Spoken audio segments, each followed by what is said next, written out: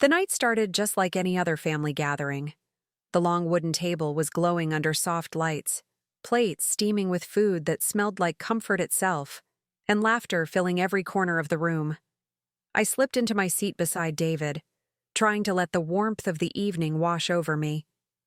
For a while, it felt safe, steady, almost like life was exactly how I wanted it to be. David leaned back in his chair, looking far too at ease, tossing out jokes that made everyone chuckle. He broke bread, raised his glass, and carried himself like a man with nothing to hide. I smiled when I had to, but my eyes wandered. I've always been the one who notices the little things, the nervous hand, the quick glance, the words people don't say out loud. It's a habit I can't unlearn. And then, just as the room buzzed with chatter and clinking glasses, it happened. His niece, sweet and innocent, spoke up with a giggle that sliced through the air sharper than any knife. I swear the sound of her tiny voice turned the whole room into silence, and in that instant, my world tilted in a way I didn't see coming. "Uncle David, I think your new girlfriend is prettier than Aunt Karen," she said, giggling as if it were the funniest joke in the world. My fork stopped halfway to my mouth, suspended in the air. The sound of clinking silverware died instantly, and all I could hear was the pounding of my own heartbeat. My smile stayed frozen, but my stomach lurched like the floor had just given way beneath me. I forced my voice to sound calm, light even, though I could feel the heat rising to my face. "Sweetheart, what do you mean by new girlfriend?" I asked, tilting my head just enough to hide the storm gathering in my eyes. She looked at me so innocently, shrugging as she chewed her food, completely unaware of the bomb she had just dropped in the middle of the table. "The lady you took me to the park with last week," she said between bites. "You told me not to tell Aunt Karen." And just like that, I felt every gaze shift to me, then to David. My hands tightened around the fork, and when I finally looked up at him, his face was pale, his charm stripped away. That was the moment I knew I wasn't imagining things anymore. David's eyes darted around the table, looking for a lifeline, but no one spoke. His parents stared down at their plates, his sister's fork rested midair, and the silence grew heavier with every second. I kept my smile, though it felt stitched onto my face, fragile and forced. Inside, my chest burned. I wanted to scream, but instead, I let the silence do the work. It was louder than any words I could have thrown at him. He cleared his throat, tried to laugh, but his voice cracked. "Kids say the silliest things," he muttered, reaching for his glass as if a sip of water could wash away the truth. I didn't flinch. I just looked at him, really looked, and in that moment, he knew I wasn't buying it. His niece had spoken with the kind of honesty only children dare to voice. And once a child tells the truth, it's almost impossible to stuff it back into the dark. My fork touched the plate again, but my appetite was gone. I stayed quiet, letting him squirm in the silence he'd earned. Everyone else tried to shift the conversation back to normal, but it was too late. The damage had been done, and I carried that little girl's words like a stone in my chest. And as the dinner dragged on, I was already bracing myself for what the ride home would bring. The car ride felt like a prison sentence. The hum of the tires on the road was the only sound filling the silence, and even that felt suffocating. I stared out the window, my reflection in the glass looking like a stranger. Eyes hard, lips pressed tight, jaw clenched to keep from exploding. Beside me, David gripped the steering wheel, tapping his fingers nervously, like he was trying to drum his way out of the mess he'd created. He forced out a laugh, thin and shaky. "Kids. They make up the wildest stories, don't they?" His voice hung in the air, desperate for me to catch it, to play along, to let him off the hook. But I didn't move. My eyes stayed fixed on the blur of passing streetlights, and I let the weight of silence crush him. He hated silence. It was a mirror he couldn't escape. Finally, I turned my head, my voice sharper than the cold night air. She didn't make that up, David. What's her name? I asked. My words cut clean, no emotion wasted. For a second I saw him flinch, like he'd been caught in a lie he hadn't rehearsed well enough. And in that moment, I knew I wasn't going to let this go. Not tonight. Not ever. His knuckles whitened on the steering wheel. Karen, stop! You're twisting everything! He snapped, his voice rising, but it only made him sound more guilty. I turned toward him fully now, my face calm, my tone colder than I'd ever heard myself speak. No, you twisted our marriage. The words landed heavy in the small space between us, and for once, he didn't have a quick comeback ready. He opened his mouth, then shut it, struggling to find footing. I could almost see the panic swirling behind his eyes, the fear that the truth had finally caught up with him. He'd spent years polishing his mask, but tonight it had cracked, and I wasn't about to let him patch it back together with weak excuses. My silence after those words was sharper than any scream I could have thrown at him. I folded my hands in my lap, steadying my breath, memorizing every flicker of his face, every stammer he failed to hide. I wasn't going to fight him here, not trapped in this car, not when he still thought he could outtalk me. No, I would let him stew in his own fear, let him wonder how much I already knew. That, I realized, was my power now. The rest of the ride stretched out like an eternity. Streetlights flickered across the windshield, painting his face in flashes. Guilt, fear, desperation. I leaned back against the seat, my body still, but my mind racing. Every excuse he'd thrown at me tonight only confirmed what I already felt in my bones. The truth had slipped through his cracks, and I was the one holding the pieces now. I didn't ask another question. I didn't need to. His silence told me everything, and his fidgeting only wrote the confession louder. He kept glancing at me as if hoping to find softness in my eyes, but I made sure there was nothing for him to cling to. Let him sweat. Let him sit in the very silence he had forced on me for too long. When the house finally came into view, a strange calm settled over me. I wasn't going to scream. I wasn't going to break. I was going to remember every word, every slip, every look of panic. And later, when the time was right, I'd use it all. The game had shifted tonight, and I wasn't the one losing anymore. The next morning, the house felt heavier than usual, like every wall carried the weight of what had been said. David moved around with forced cheer, whistling as he poured his coffee, but I saw right through it. I played along, kept my face steady, but inside, a plan was already forming. If he thought I was going to let this slide, he didn't know me at all. When he left for work, I sat at the kitchen table, my fingers tracing the rim of my mug as I thought about where to start. The phone records were easy. He wasn't careful, not nearly careful enough. Numbers I didn't recognize glared back at me, some calls short, others stretching into the late-night hours when I was asleep. Each one felt like a cut, but I refused to bleed in front of him. Then came the credit card statements. A hotel bill here, a restaurant charge there, all wrapped neatly around his supposed work dinners. The evidence was there, whispering the truth in black and white. I felt my chest ache, but right behind the pain was something sharper: resolve.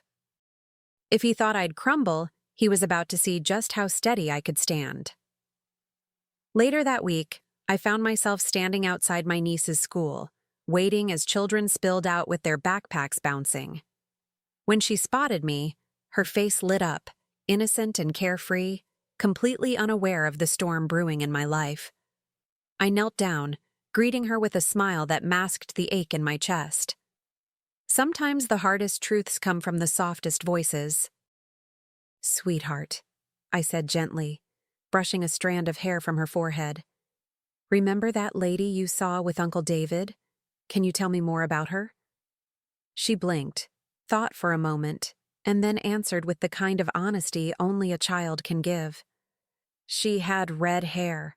Uncle David bought her ice cream. He told me not to tell you." Her words fell like tiny hammers, shattering what little doubt I still clung to. I hugged her tightly, swallowing back the lump in my throat. "Thank you, love," I whispered, my voice steady even though my heart was breaking wide open. As she skipped away, I stayed frozen on the sidewalk, replaying every detail. Red hair, ice cream, secrets whispered into small ears. My husband had crossed a line I couldn't ignore, and now I had proof to follow him right to the edge of it. That night, after David drifted off to sleep beside me, I slipped out of bed and sat in the dim glow of the living room lamp. Papers spread across the coffee table, statements, printouts, call logs, each one a piece of the puzzle he thought I'd never put together. My hands trembled, but not from weakness. No, this was focus, the kind that comes when pain sharpens into clarity. I read the numbers again, matching them with dates, cross-checking with the charges that betrayed his trail. The more I uncovered, the more I realized how sloppy he had been, almost arrogant in his belief that I'd never notice.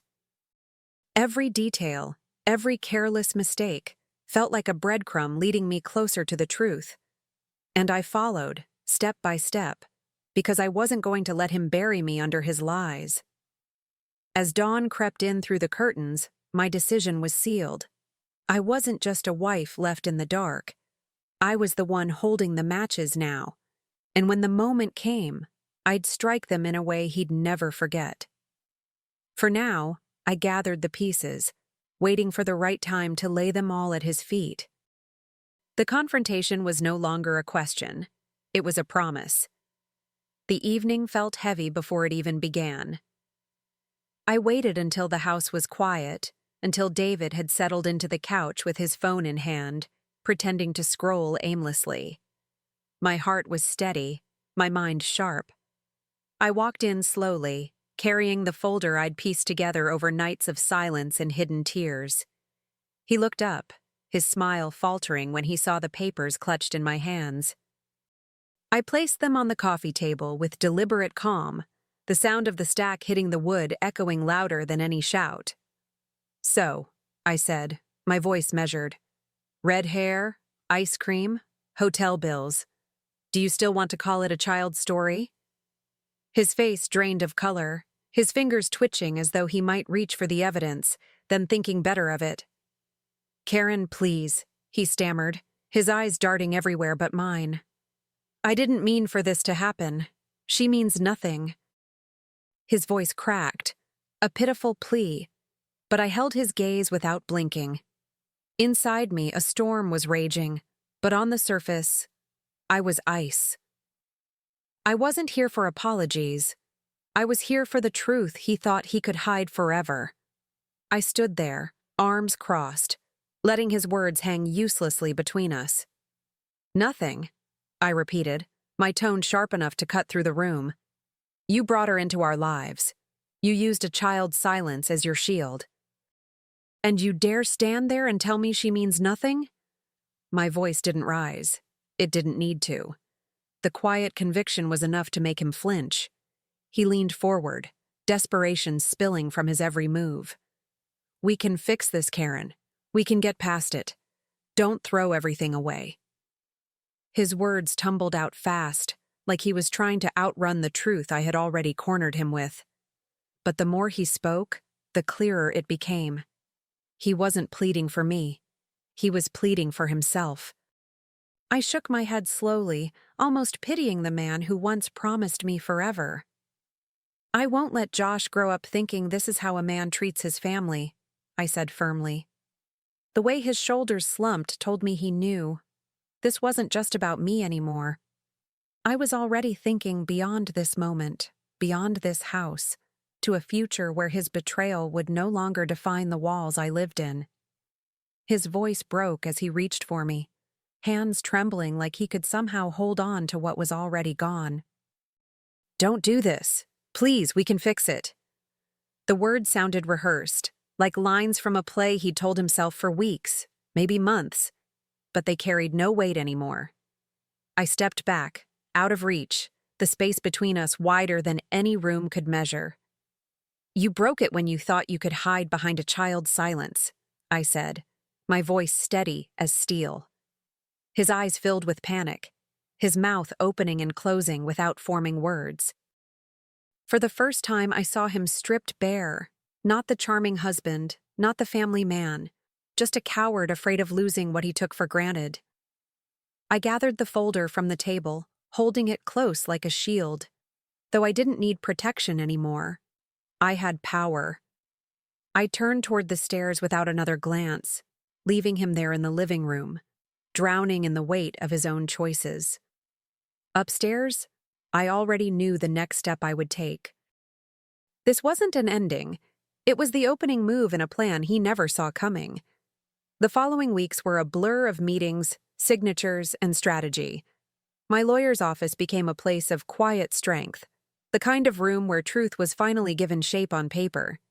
Every statement, every hotel charge, every phone record was laid out with precision. "With the testimony and financial proof," my lawyer said, tapping the documents, "you'll be well protected." I nodded, not with relief, but with resolve. I wasn't just ending a marriage. I was building a fortress for myself and for Josh. David had gambled with our family, and I refused to let him walk away unscathed. Custody, the house, financial security. It wasn't revenge for revenge's sake. It was justice, and it was mine to claim. Watching David sit across from me in those sterile rooms, his confidence slipping day by day, was its own kind of victory. At night, I would sit on the edge of my bed, folder in hand, and remind myself why I was doing this. Not because I wanted to hurt him, though part of me enjoyed watching his facade crumble, but because I deserved a life where lies weren't served at the dinner table, and so did Josh. This was about ending a cycle before it could ever touch him. Word spread quickly through the family, whispers over phone calls, hushed conversations at gatherings I no longer attended. Everyone knew what he had done. And to my surprise, most of them stood with me. Even his parents, who had always defended him, looked at me with quiet regret when we crossed paths. Disappointment hung heavy on their faces, but it wasn't aimed at me anymore. It was all for him. David tried, of course. He showed up with flowers once, voice cracking as he begged for another chance. But the man who once knew exactly how to make me laugh couldn't even look me in the eye without flinching. I let him stand there in the doorway, pitiful and small, before I closed it on him. He had chosen his path, and I had already chosen mine. Each win in court, each signed paper, chipped away at the power he once held over me. Watching him leave the courtroom, shoulders slumped, was like watching a king stripped of his crown. For years he thought he was untouchable. But now, every step I took forward was proof that his empire of lies had finally crumbled. When the final decree was signed, I walked out of the courthouse with my head high, the papers tucked neatly in my bag like a trophy of survival. The house was mine, custody secured, and David left with nothing but his shame. For once, I didn't feel like the one left behind. I felt like the one who had chosen the exit on my own terms. At home, I stood in the doorway of Josh's room, watching him sleep peacefully. His chest rose and fell in steady rhythm, untouched by the chaos his father had unleashed. I whispered a silent promise to him. He would grow up knowing loyalty, not betrayal. Strength, not silence. He would never have to question his worth because of someone else's weakness. David's shadow no longer darkened our walls, but I carried the memory of his betrayal like a scar. A reminder, not a wound. He had underestimated me, thought he could hide behind lies and a child's trust. But in the end, that child's words became the weapon I needed most. And now, I was ready to rebuild, piece by piece, without him. Months later, my dining table looked nothing like the one where my world had cracked open. It was smaller, cozier, surrounded by people who brought nothing but warmth into the room. Laughter spilled freely, glasses clinked, and the air carried no tension. only the rich aroma of food and the comfort of belonging. For the first time in years, I felt what peace actually tasted like. As I moved between the kitchen and the table, setting down dishes, I caught glimpses of smiles that weren't forced, conversations that weren't hiding landmines. This was my home now, steady, safe, and mine to shape. I wasn't the woman holding her breath anymore, waiting for the next crack in the facade. I was breathing fully, freely, owning every inch of this new chapter. A close friend leaned toward me, her voice warm with affection. "You look happier now than I've ever seen you." I met her eyes, my lips curving into a smile that came from someplace real. Raising my glass, I felt the weight of the past fall away. "Because," I said softly, "I finally stopped dining with lies."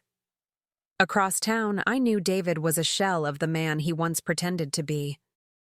His so-called new girlfriend had vanished the moment money got tight, leaving him alone with nothing but whispers of his mistakes.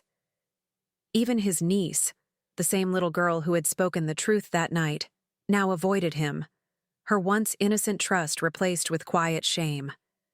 The weight of his choices had finally caught up, and this time, there was no one left to shield him. I didn't need to see him to know. The family that once gathered around him no longer looked his way. They had watched his mask fall, piece by piece, and even his own parents carried disappointment in their eyes when his name came up. It was the kind of punishment he never expected, one that lingered long after I'd walked away. Meanwhile, I sat at my table, surrounded by love, not secrets. My laughter blended with those I cherished, not forced, not borrowed, but real. I realized then that freedom wasn't just leaving him, it was reclaiming myself. Every choice I made after that night at the dinner table was a step into the life I deserved, and I wasn't about to give any of it back. As the night wound down, I found myself holding my glass a little longer, the soft glow of the candles reflecting in the rim. I clinked it gently against the glasses of my friends and family, the sound ringing like a quiet anthem of survival. In that simple moment, I felt the fullness of my own strength, how far I had come from the woman frozen at a dinner table, fork suspended in midair. I leaned back in my chair, watching the faces around me, faces that carried no deceit, only love. My chest filled with a kind of ease I hadn't known in years. I whispered to myself, barely audible, but certain enough to carve itself into my bones. He thought a child's words would stay hidden, but they set me free. The words felt like a seal on everything I had fought for. And with that, I allowed myself to exhale, truly exhale, as though the air in my lungs finally belonged to me again. I wasn't just surviving anymore. I was living, with dignity, with freedom, and with the quiet, unshakable knowledge that I had turned betrayal into my liberation. The past was behind me, and the table I sat at now was mine to fill with truth.